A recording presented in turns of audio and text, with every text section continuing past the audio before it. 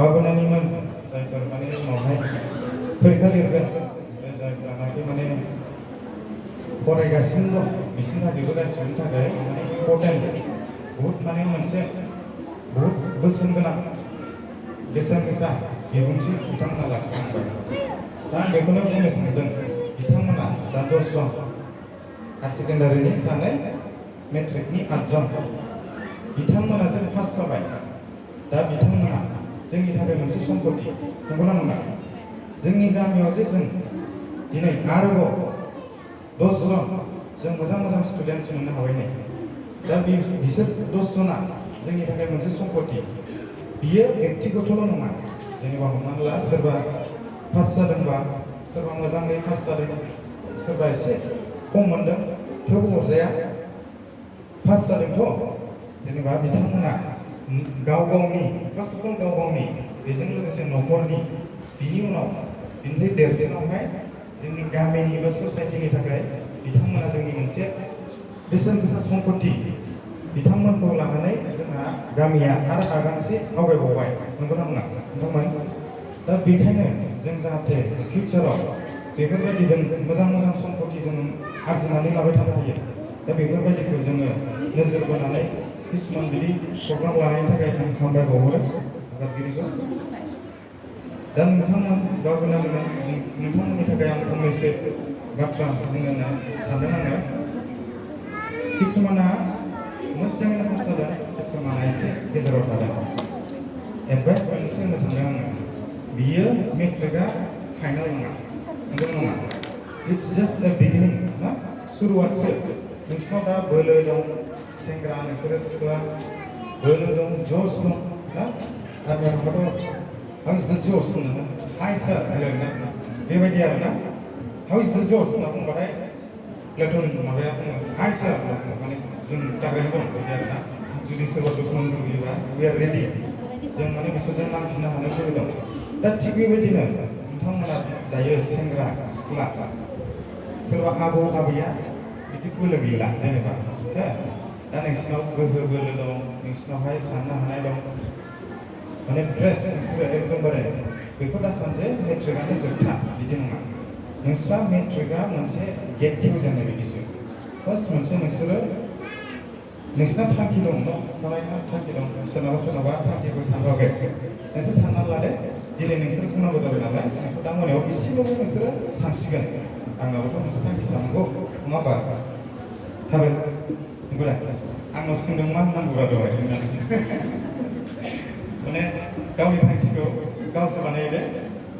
दा ओरैबायदि जाहैदों, जोंनि गामियाव गैया नङा दङ मोजां जेनेबा बिमा बिफाया मिथिया जानांगौ। आं मोनसे सादारन माने एग्जाम्पल होनो दै। जोंनि न' खाथिनि आमरुस ना आनजुलुस बिमाया मिथिया जानो हागौ। बे मा होनो आंनि सिगाङाव, दादा आर्मिनि भिडिअ नायलै होनना बुङो। आर्मि जानो गोसो होनो। दा बिनि बिमाया मोनथियाबो जानो हागौ जे बिनि फिसालाया बिनि फिसालानि गोसो सिङाव जे मोनसे अर जोंगासिनो दं। मानि थाखाय? आर्मि जानो गोसो होनो। बिराद मोजां नुयो जाहैदों आरो गावलायनाय मानाय, टेंक एर'प्लेन बिरनाय बायदिसिना बेफोरबायदि आरोना। दा मोजां, बहुद मोजां। बेफोरखौ जोङो जेब्लायबो माने मोजांनि माबायाव जों उत्साह होनांगौ मानसिफोरखौ। माने आबैया मिनिगासिनो दासो नै दिनैसो मिथिबाय खोमा आबैया पुलिस जानो आर्मि जानो बिदि गोसो आरो आनजुलुसआ। दा जोङो बे गथ'खौ बेबायदिनो जेनेबा मोनसे एम थायोब्ला मा जायो, नों मोनसे बोरला गावनाय बायदि नोंहा बै 10 नम्बराव फोनांनो गोसोखासो नोङो मा जागोन, नोङो एकदम एम लागोन। हयथ' 8आवबो गोलैनो हागौ, बा नोंना 10आ गिदिर फैयो नालाय, जेनेबा 1, 2, 3 बिदि फिसा फैनानै लास्टआव 10 जाफैयो। 5आवबो गोलैनो हागौ, गोलैदोंथ' माबा मोनसेथ' नांदों। दा बे मा जायो, जेनेबा aim for the stars you may at least reach the moon होनना बुङो आरो ना। नों हाथरखिखौ नायनानै बार, नोङो अखाफ्राव गोलैनो हागौ। बेबायदि जों माने आगानसेबाबो बारायोब्ला, आगानसेबाबो जों जुदि आवगायोब्ला जोंनि बे बहुत गिदिर एचिभमेन्ट। जोंथ' गैखायामोन नालाय, गैखायानिफ्राय जों आगानसे गोजौ सहैबाय। बे जोंनि थाखाय बहुत गिदिर एचिभमेन्ट। ओंखायनो आं सानो फंबाय बिनानावमोन, नोंसोर मोनसे गामिनि सम्पति। बुजिबायना फार्स्टआव नोंसोरो गावनि सम्पत्ति बिनि उनाव नोंसोरो एस ए होल ससाइटिनि गामिनि नोंसोर मोनसे ससाइटि माने सम्पत्ति नोंसोरजोंसो माने आरो जोंना ब्रादार मानगोनां ब्रादार सल'मना बुंलांदों नोंसोरनो फिउचार बे एखे लाइना थांबाय आरोखि जेनेबा नोंसोरनो सम्पत्ति माने नोंसोरनो फिउचार देनांहाय नोंसोरनो माबा मोनसेबाबो सोलायनाय लाबोगोन बेफोरबायदि आरो साबसिननि थाखाय आरो जों जेब्लाबो मा जानांगौ मानसिफ्रा बुङा जिद्दि खोनायोदा जिद्दि होनना बुङो साबसिन खालामगोन फैगोन बोसोराव बे मोनसे जिद जों माने गोसोआव जिद्दि जानांगौनो खिन्थु गाज्रिनि थाखाय नङा गाज्रिब्लाबो जेब्लाबो नोंखौ हाखराव लांगोन खिन्थु मोजांनि थाखाय जों जिद्दि जानांगौ जों खस्थ' खालामनायाव जिद्दि जानांगौ जों मोजां जिखुनु पजिटिभ एनार्जियाव जोङो जेब्लाबो जिद्दि जानांगौ जागोन बिदिबा सोलिया दानि जुगाव जोंना नांगोन आलासिया बुंलांबाय दानि जुगा कम्पिटिसन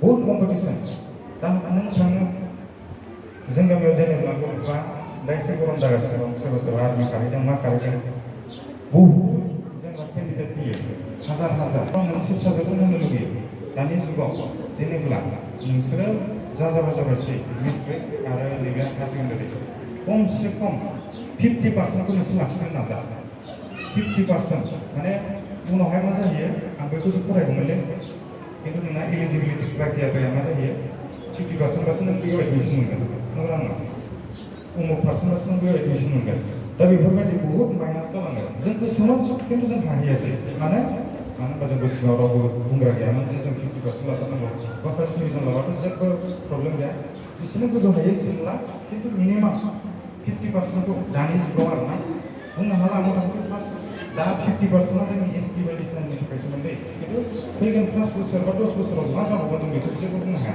ओंखायनो जेसेनो हायो गोजौआव लानांगोन मिथिबायना जेसेनो हायो एसेनो गोजौआव लानांगोन जाहाथे नोंसिनि दरजा खुला थायो नोंसोर जेराव मेराव गोसोबानो हाबनो हानाय बायदि आरोना नङाबा मा जायो जेनेबा हमोब्ला दा नोङो बिएससि नार्सिं फर एग्जाम्पल दा बिएससि नार्सिंआवथ' नोंहा पार्सेन्टेज एसे मोजां जाथारनांगौ लोगोसे मा जायो नोंहा साइन्स स्ट्रिमनि जानांगौ जायो दा बेफोरबायदि माने ओमफ्राय साबजेक्टखौथ' नों मिथिखागौ नालाय मा लानांगौ साबजेक्ट जेनेबा किसुमान साबजेक्ट थायो लोगोसे नोंना कम्पिटिसन नालाय जेनेबा हमना ला आवगोलनि समावहाय मा जायोमोन साख्रि मावनो दा गामि मानसि नागिरनानै लाना थाङोमोन दाना उल्था जाबाय गोदो माने मानसिफ्रा जाहैदों खिन्थु दानि जुगाव बिदि नागिरग्रा रावबो गैला माने जों थांब्लाबो मोनबावासो बे खारनाव जोङो माने जोंनि फरायनाय बेफोरखौ जोङो जेब्लायबो माने एकदम